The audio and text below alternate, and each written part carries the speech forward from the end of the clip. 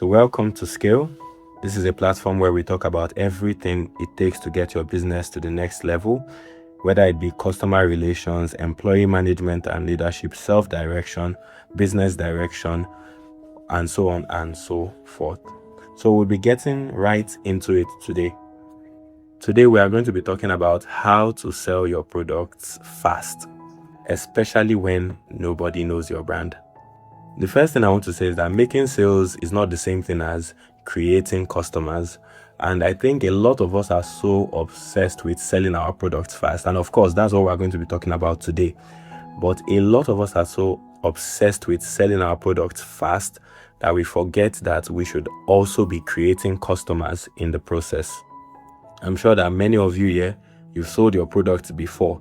I'm also sure that you all would love to increase the amount of sales that you make on a regular basis. I'm also sure you want to double your monthly or weekly sales, however you may have it or measure it in your business. But there is one problem, right, amongst many problems, and that's that nobody really knows you. You don't have a platform, you don't have like an online following yet, and that is important. That is very important. However, one thing we know is that there are several people who have been able to grow and have successful businesses that are not known on social media. So it means that if somebody can have a successful business without being known on social media, it means that being known on social media is not a necessary part of the process. Now, am I saying that you should not have a social media following? No, that is definitely not what I'm saying. But what I am saying is this: you can grow your business with just word of mouth alone. You can grow your business by creating new customers, not just making sales. And I've said that thing a few times now, and I'm still saying it again. Making sales is not the same thing as creating a new customer, because a customer, by definition, is somebody that visits your business occasionally or regularly. It's not a person that comes once. That's not a customer. That's not what a customer is. A customer doesn't come to your business just once. A customer comes and keeps on coming. So that's the first thing. We want to rewire our mind, right? The best way to sell is not by focusing on selling. I know that a lot of what I've been saying for the past few days sounds like, oh, I'm just motivating you, but that's not it. The truth is that you need to rewire the way you think about selling to people. And one way you do that is that you don't just, oh, I need to sell something, I need to sell something. That's not the only thing you should be thinking about. When it comes to selling, creating new customers, it is actually something that you pursue indirectly. You don't just go in somebody's face and you're like, I want to sell you something. Chances are the person would walk away. They want to get away from you as fast as possible. So the best way to create new customers is to be customer centric. You have to be obsessed about making your customer happy. This sounds like common sense, but it's not something that is commonly practiced. For example, you visit a restaurant and the people that are to sell food to you, they are looking at you like you don't even have sense for coming to their establishment. That doesn't make a person keep coming.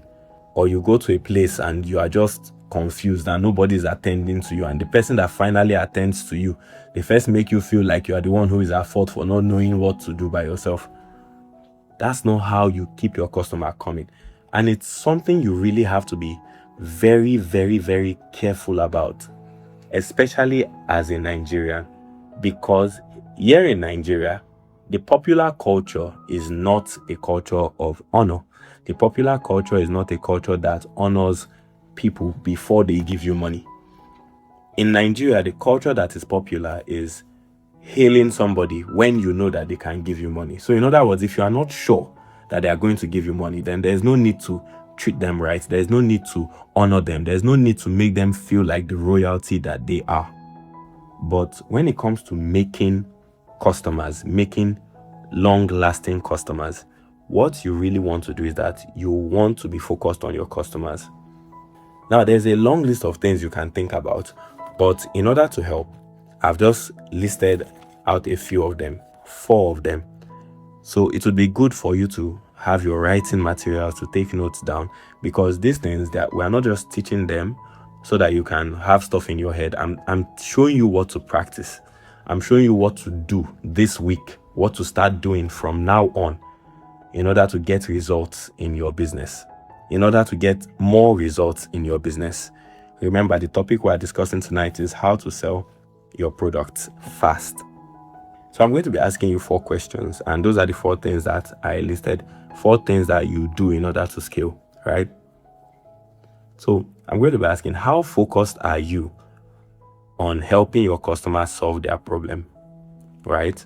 How focused are you on helping your customer solve their problem? Or are you just thinking, okay, so I have this product, or I have this skill. My skill is this. I'm a copywriter. My skill is this. I design websites and I just need to design a website for them. So how focused are you on solving their problems? Or are you thinking, okay, I make chin chin, they must buy chin chin? It's much more than that. Of course, they are going to buy your chin chin, but you have to think of it in a different way. There's a way you notice the gap, like notice the problem that people have that will actually make them want to give you their money. For example, if people want to buy clothes, but they don't want to be stressed about buying clothes, if you are selling clothes to them, but you are still stressing them, thinking that, oh, I'm selling clothes, they want clothes, they are not going to buy from you. Because the problem that that person wants solved is clothes without stress. So you really need to identify that. I think of one of the business owners that I've had the privilege of associating with, right? This guy sells snacks to banks, right? What are the snacks he sells? Basically, Coca-Cola plus chin chin plus maybe puff puff, 1 donut, right? The entire combo is 3,500. Now, as his friend, personally, I know that the entire thing in that package that he's selling to those bank employees, the entire thing he's selling to them is not more than 1,200 to produce, but he sells it to them for 3,500. Why? Because the people in those banks usually don't have alternatives that come to them. He is solving the problem of them even having to think about it. Before they can start thinking about what they are going to eat, he's already there. Because by the time they start thinking, okay, I have to order from this person, I have to do this. See, there are people that are solving different problems, but you have to obsess with solving your customer's problem, helping them to the fullest. Now, the second question I'm going to be asking you is something that is more focused on you. How focused are you on making sure you have your customer's best interest at heart? And making sure that you know it, that you know what their best interest is. Because a lot of the time, business owners are thinking, how can I collect money from them? How can I collect money from them? I'm hungry. I have bills. I have rent. Thinking about those kind of things when you are serving people is not the best way to get repeat customers. In fact, what you would end up doing is that you would pass on your frustration to your customer and you will make them angry with you.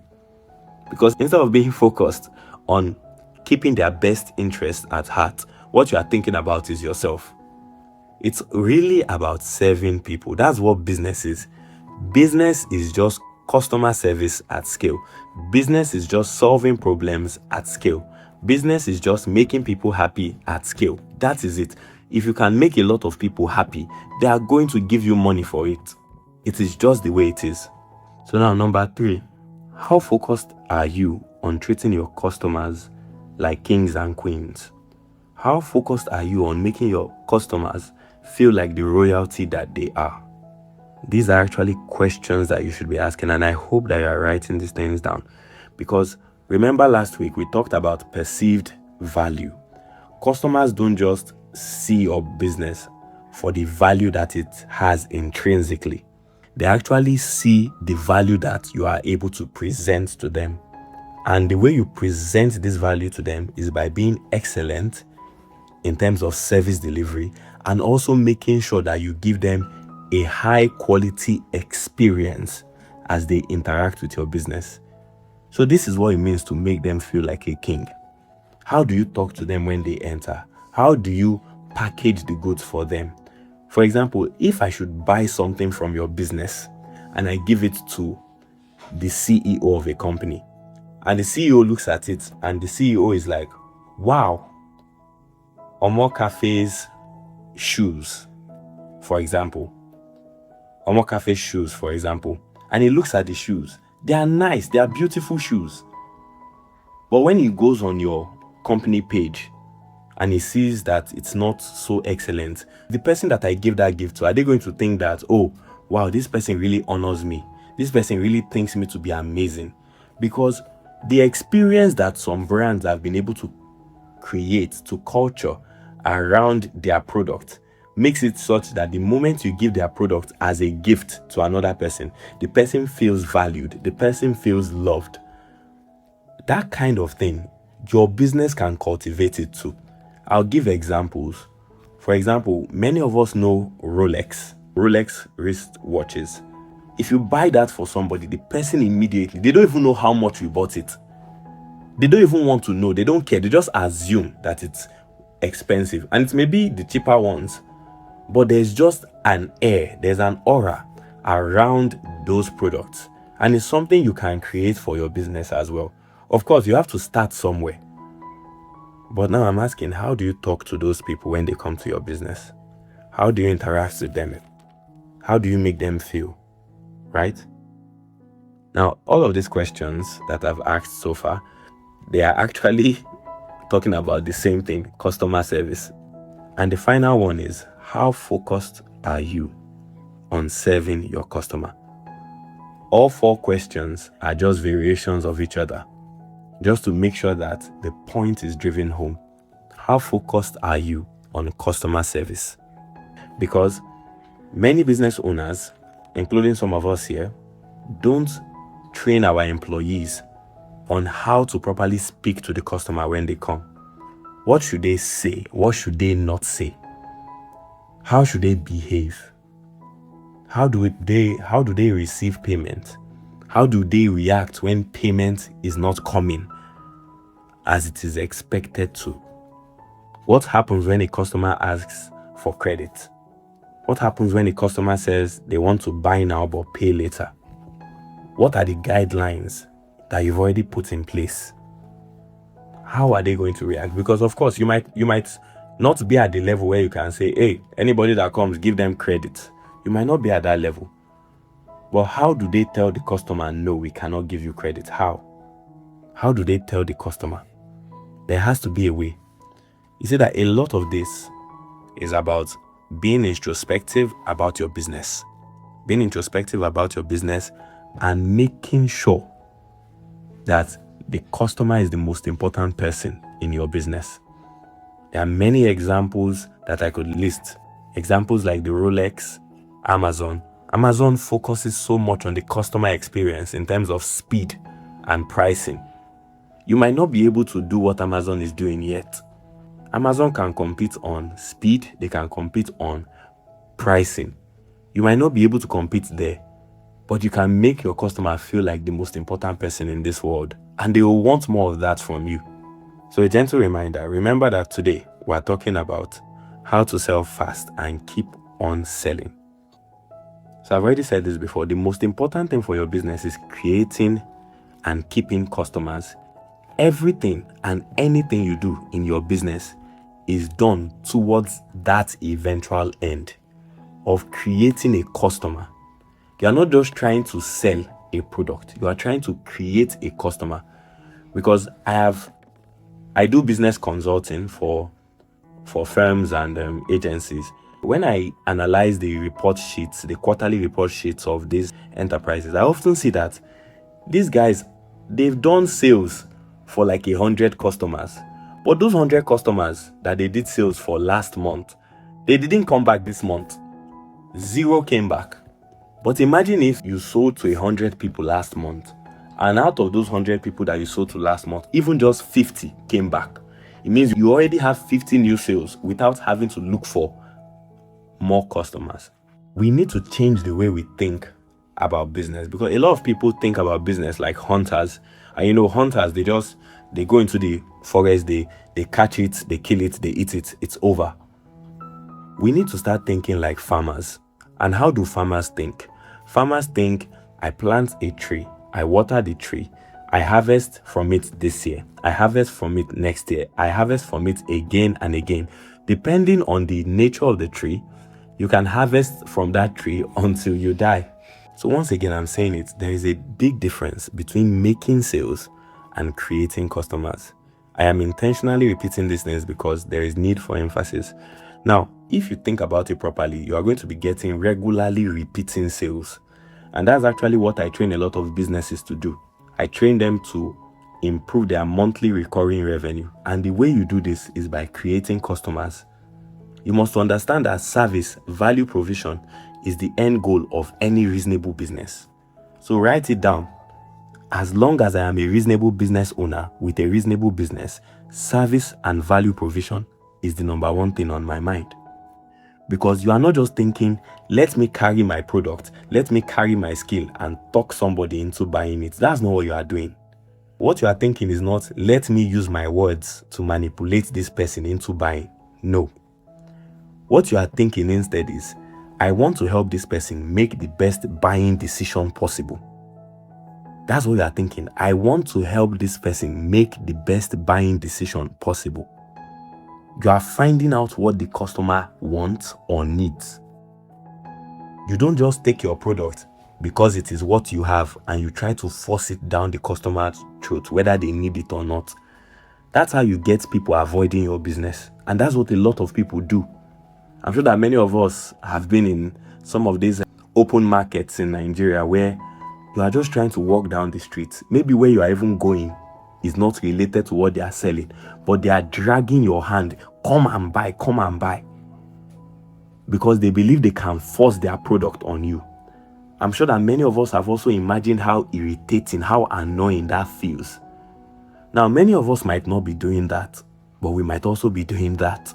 Why? Because ours might be more subtle. Because while we are not grabbing people's hands, while we are not shouting at them to get our product, we are also still telling them that this is what we have and you must buy it. And that's important, but that's not the only thing. Now, remember in the first class that we had, I said that there is money in abundance. There is a lot of money available everywhere. In fact, there may be shortage of land, there may be shortage of drinkable water, there may even be shortage of clean air, but there will never be shortage of money. There will never be shortage of money. There will never be shortage of money. Now, the question we asked that first class, now you should not listen to it, it's available for you to listen to on the Telegram channel for now. It's how to make money. People already want to spend money. People love spending money.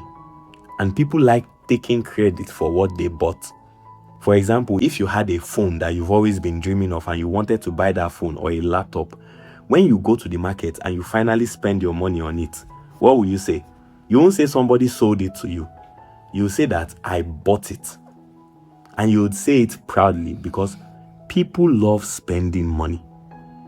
I'm trying to rewire your mind. I'm trying to get you to think differently about this entire process. People already love spending money.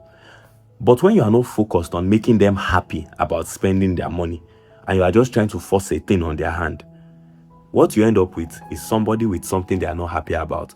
Because when somebody buys something that they eventually discover they are not happy about, they will say, it's one guy that sold it to me. It's somebody that sold it to me. See, when somebody buys it and it's a good product, it's a good thing, it is value for their time, it is value for their money, they say, I bought it, I spent on it. But when it's a waste of their money, they say they sold it. So you want to put your customer in such a position where they are just feeling like they are the one in control. They are just feeling like they didn't even have your help at all. They made the entire decision by themselves. So in conclusion, I'm going to leave you with a statement. Your job is helping people do what they already want to do with their money and their time. That is your job. We are going to be breaking this down because people already like spending their money. You just have to position yourself as the best place to do so. And I'm going to repeat that. People already like spending their money. You just have to position yourself as the best place to do so. And how do you do it? It's a simple principle. Focus on what your customer wants and needs. Help them to buy what is best for them and make them feel good about it. That statement I just made is very loaded. We can spend hours and hours breaking it down. I'm going to repeat it one more time for those who didn't hear it. Focus on what your customer wants and needs.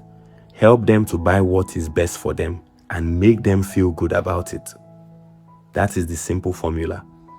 The moment you are focused on your customer, things start to move. You have to be customer-centric. So we've come to the end of the class for today. Thank you all for joining. This is How to Grow Your Business series with Scale Group. Thank you for joining today. Have a nice night.